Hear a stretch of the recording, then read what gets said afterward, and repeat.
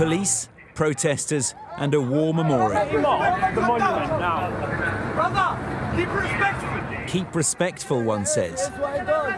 Too late for that. The pro-Palestinian demonstrators scaled the Royal Artillery Memorial after a protest outside Parliament.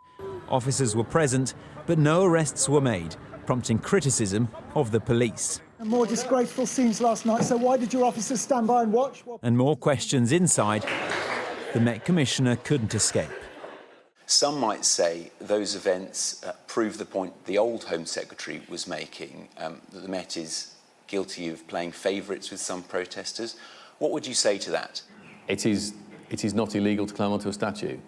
I think that might be something that government may consider, but that's for them to decide, not for me. The officer recognised that whilst it wasn't illegal, it was sort of it was unfortunate, inflammatory in certain ways. The officers at the scene asked them to get down, and they did. So the officers intervened, as officers often are doing, to try and de-escalate risk of conflict, even when there is an explicit power to do it. But there is nevertheless both public and political outrage. Veterans Minister Johnny Mercer saying, "We've got to stop thugs clambering over war memorials. The Met has a lot of powers they can use and should be using, and I'll work with colleagues to toughen the law. Let's see these thugs dishonouring our war dead in handcuffs." Events here have once again put the Met at the heart of a political debate about public order policing. But it's no longer just about how they handle these protests. It's also now about whether they have sufficient powers to deal with them. And in that respect, some believe the laws need to be strengthened.